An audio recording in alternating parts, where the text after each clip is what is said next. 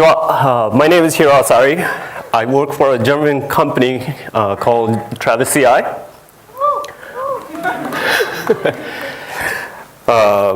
Bon dia. I'm honored to be here and be speaking at RubyConf Portugal. This is my first time in Portugal, and I am having a great time eating local foods, drinking local wines, and making new friends. Portugal and Japan go back about 500 years. The first contact was made back in 1540s, and Portugal was one of the first countries from the Western civilizations to make contact with Japan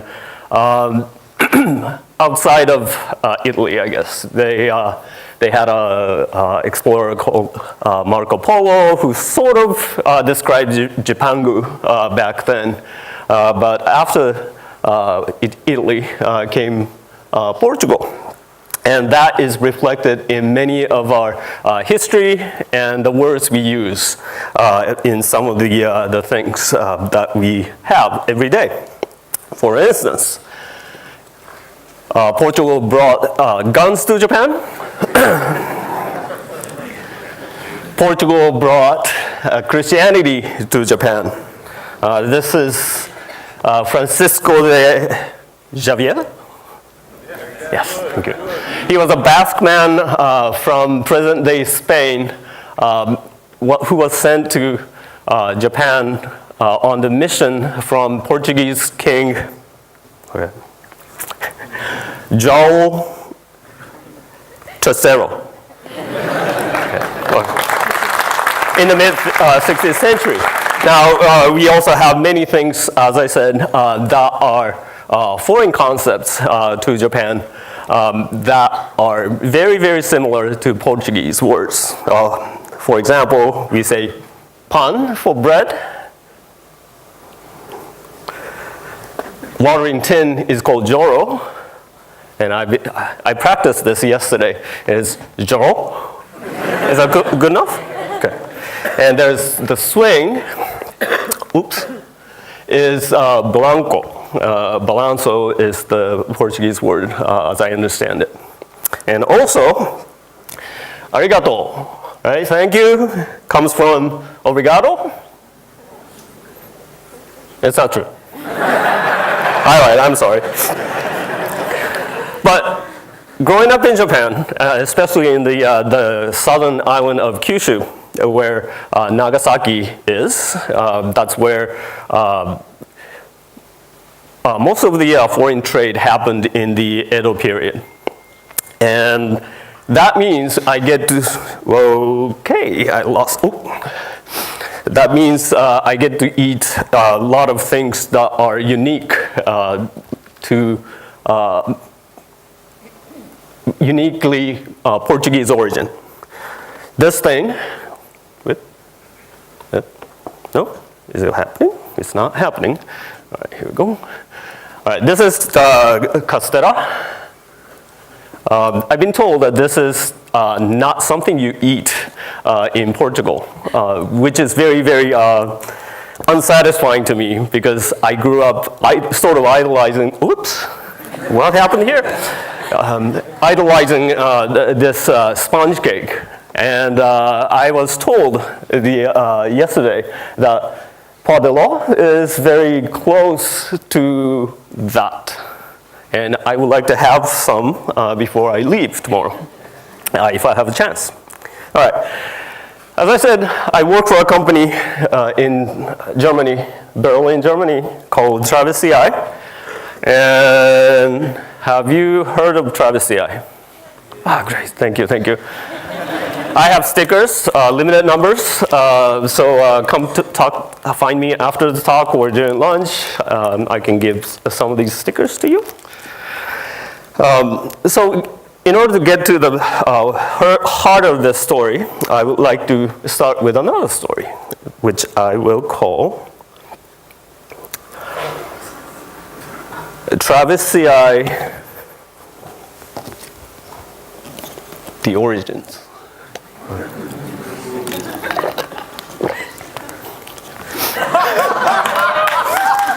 This is Sven Hooks. He is a Ruby programmer back in Potsdam when the story starts. He had many popular Ruby gems, including I-18N, which stands for internationalization, right? He had a bad release once because he merged some breaking thing, and at that point, he was determined to test his code more thoroughly and more on a more wider platforms. He found he found a service called Run Code Run. How many of you remember Run Code Run? Okay, all right. So this was basically the same idea. It is a hosted platform that will check out your GitHub code and run the test. And it will tell you whether or not it passed, if it's green, or not. Oh, I don't see any failure. That's good. But one thing they couldn't do is to make money. In March 2010, many years ago, Run Code Run decided to shut it down. So, what does Sven Hooks say? Well, he's an engineer. So he would say, aha, I'm going to write one. This is June 16th, 2010, and I'm going to have this quote, my favorite. I figured it should be easy to set up a few apps on Heroku and have them run the I-18N test suite on different stacks, for example, Ruby configurations on Heroku. It turns out it is not. Imagine that.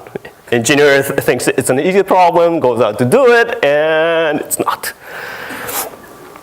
So, but he put out some big idea out. He put his code out, and there are people around the world who wanted to join in the effort and make this better, because the idea was so powerful. And Travis CI was born around 2011. From left to right, we have Matthias Meyer, Josh Calderemus, Sven Hooks in onesie, deep down in the hood, and Konstantin Haas. And they wanted to make money, right? The whole problem with Run Code Run, I'm not trying to knock them down or anything, was that, but they couldn't make money. They couldn't monetize to sustain itself. So they needed to make money. How do you do that? They did their own crowdfunding campaign. They called it Love Travis. It's not reflected in this screenshot, but that's what we call it.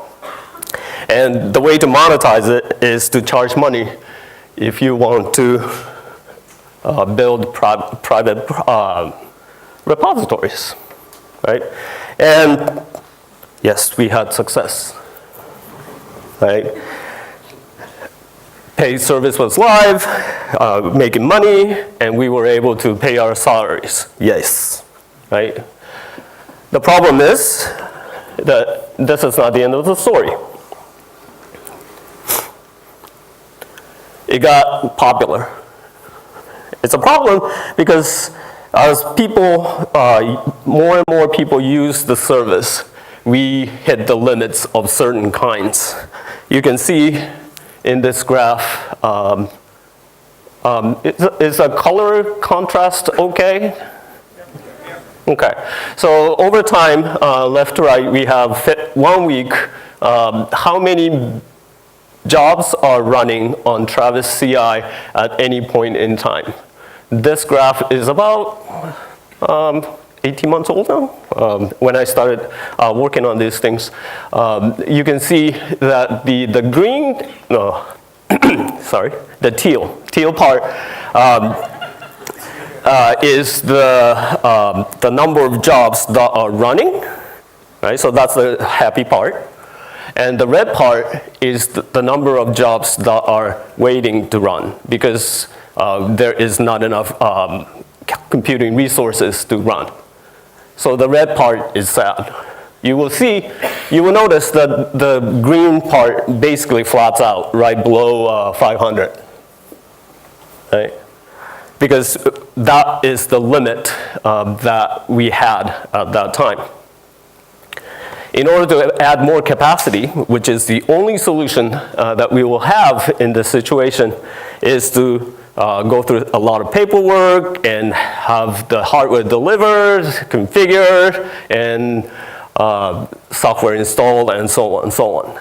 We needed responses to increase capacity in a few minutes, but it took weeks, and it was a lot of pain. And people were sad.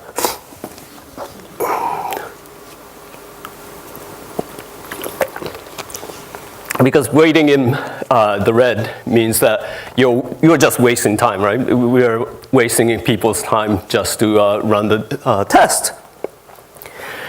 Look at it, it's a sad graph. So we have an engineering problem. We need to add more capacity, but the limitation was imposed by our infrastructure service provider.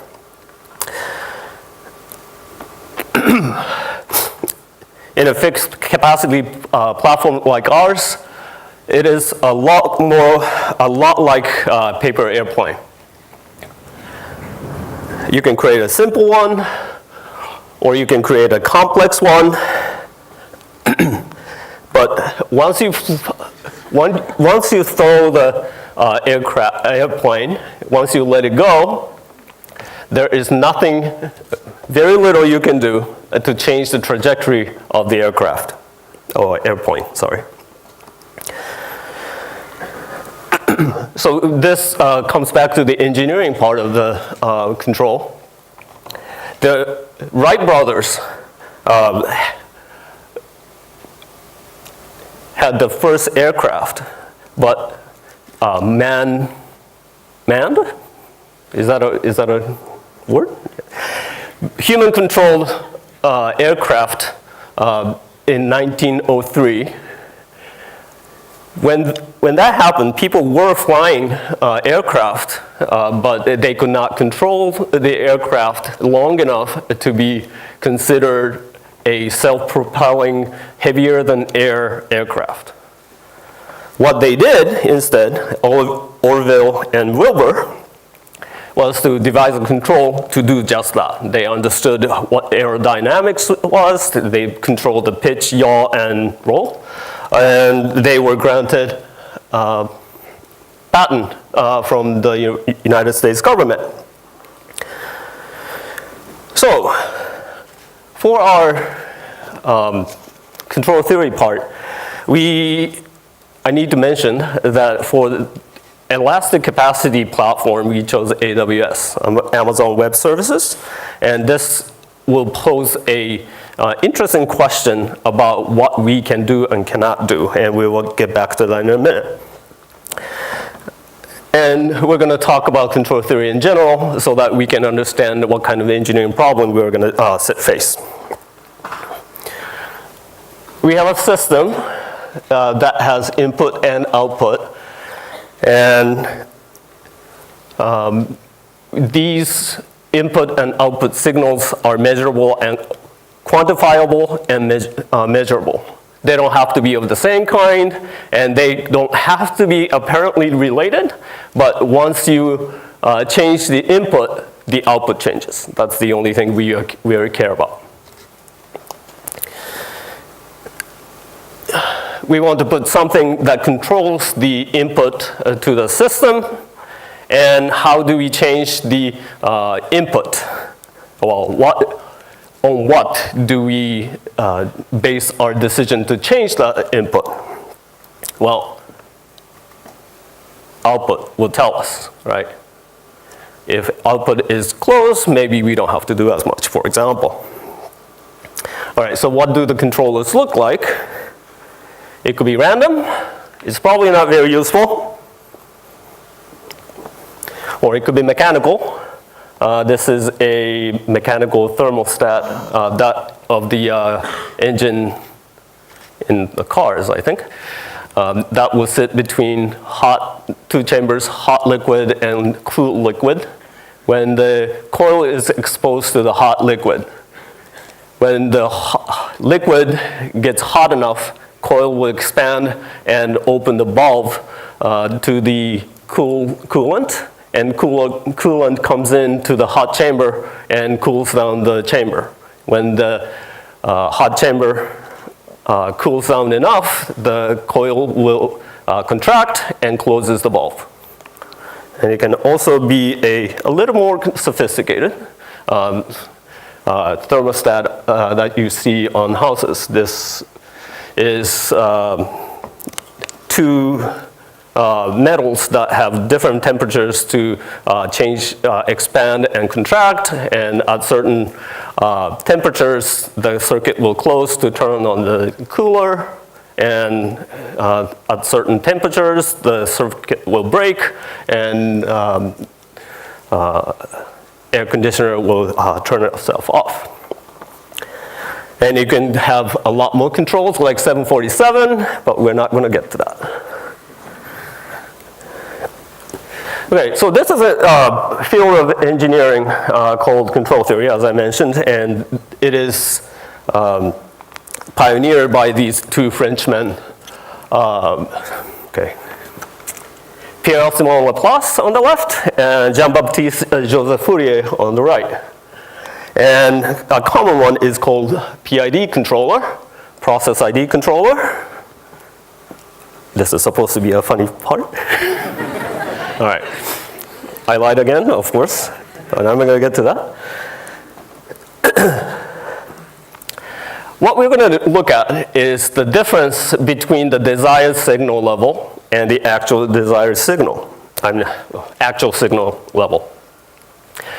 Here you see the green in the step function way, the desired signal level and the actual signal level in black. That roughly correspond to the desired signal level here. So we have a function E of t. And again, this is the same graph, but it is showing how E of t looks like at various time of this history. All right, so normalizing to 0, we might have E of t like this. And at time t, what do we know about it? How do we influence the change to the system so that we achieve what we want in the output signal level? Well, one obvious thing you can look at is, well, the value of E of t, right? If you're far away from the desired signal level, you want to make a big change. Presumably, making big change will lead to big change in output level, and you get close to your desired signal level, right? Makes sense? The next thing you can think about is, well, how much error have we accumulated over time up to this point? Yeah, what happened here? Oh, one more? Right. Okay. Maybe I should give up on the remote. Okay. What's happening? Sorry. All right. Okay. How much error we have accumulated over time, and finally, with over time, you would say, well, we have accumulated so much debt, so to speak, of error, so we have to make a lot of changes to make up for it. And you can also look at how fast the error is changing at the time we're interested in. If it's moving fast, maybe we can slow down, for example. If it's moving away from the desired level, then we have a bigger problem than just controlling the input. Altogether, we have error function with 3 terms. Proportional term, integral term, and derivative term. And these will add up to PID controller, right? Okay. So if you change the values of the constants in front of those terms, the controller will behave differently, right?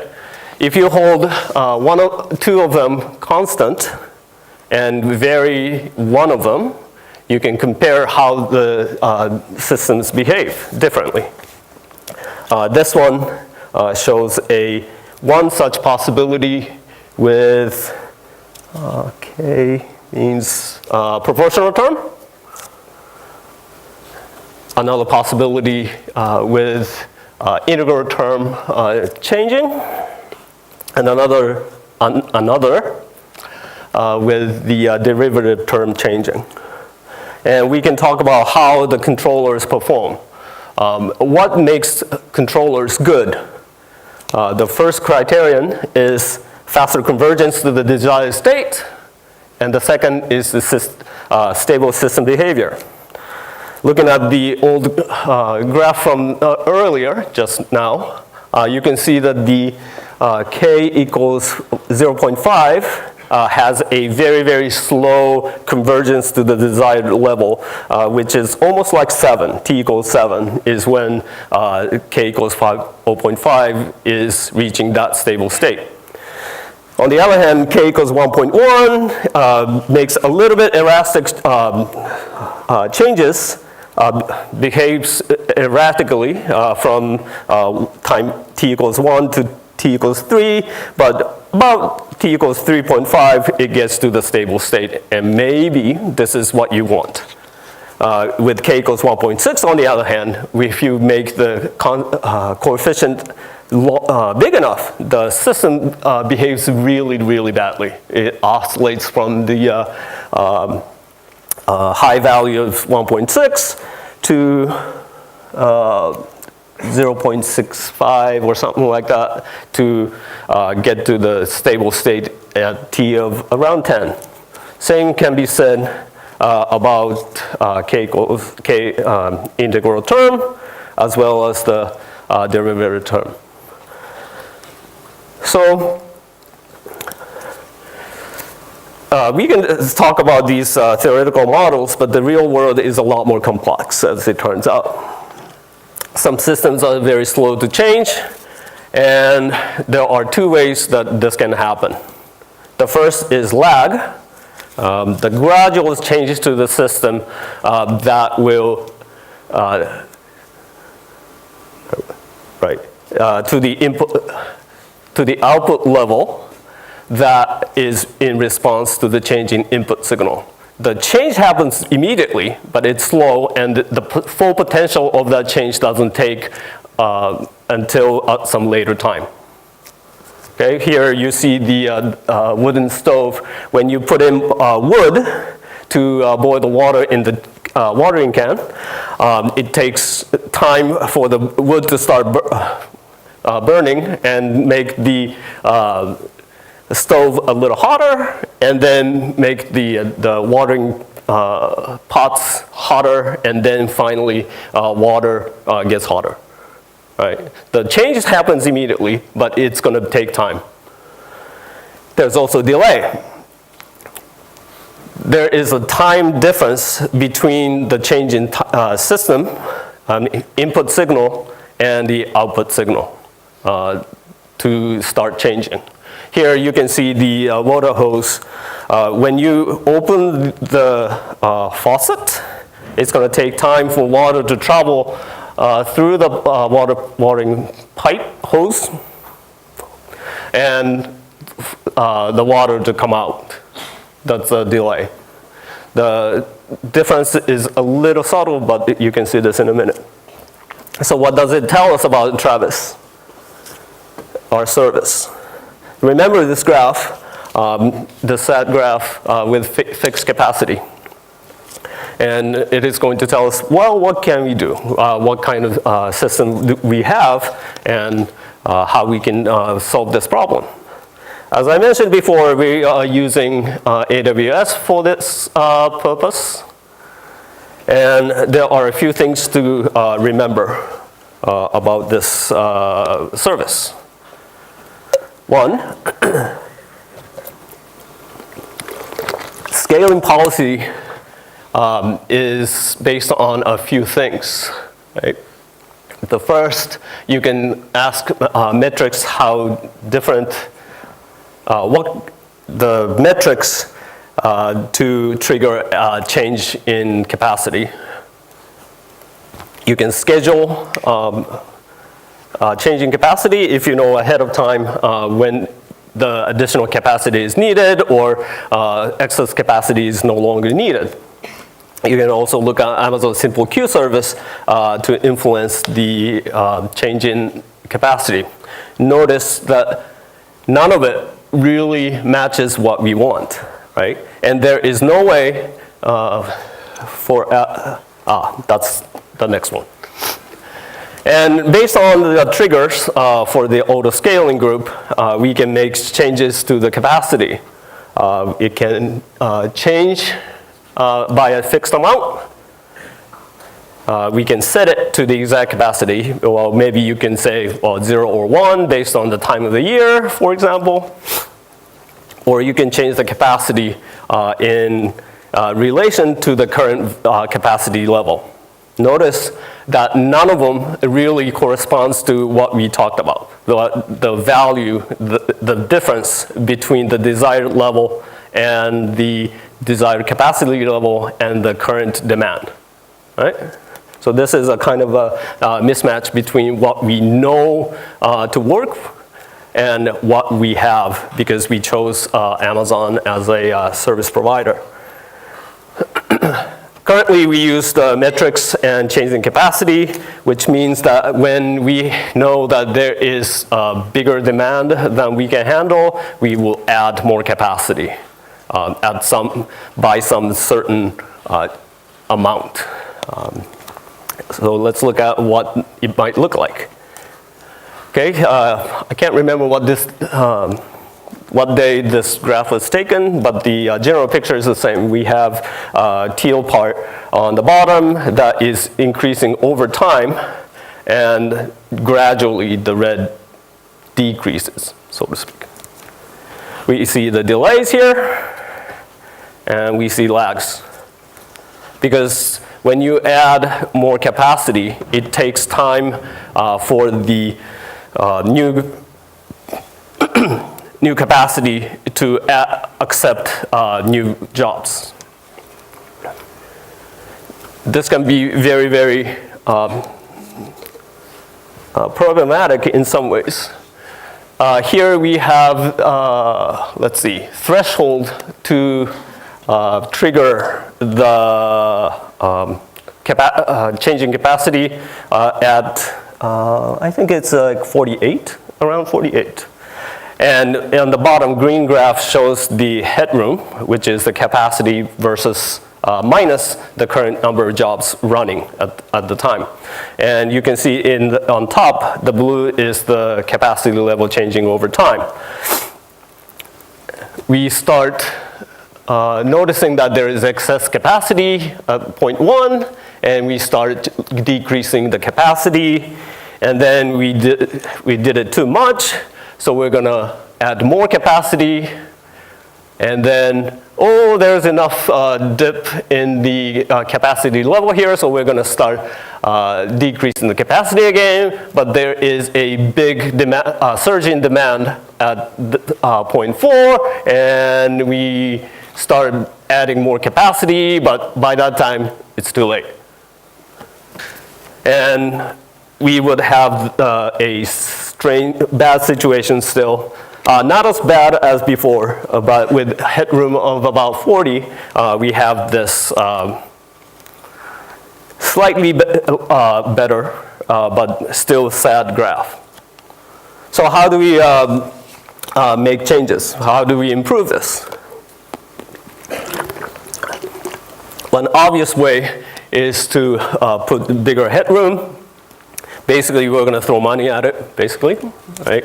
If you have more excess capacity, we can deal with the surge in demand more readily. And if you put it in about 100, the red diminishes quite a bit. And over time, it's going to look better. There are days that are not very good still, and this is 3 days? 3 days. It's still bad. All right, what else can we do?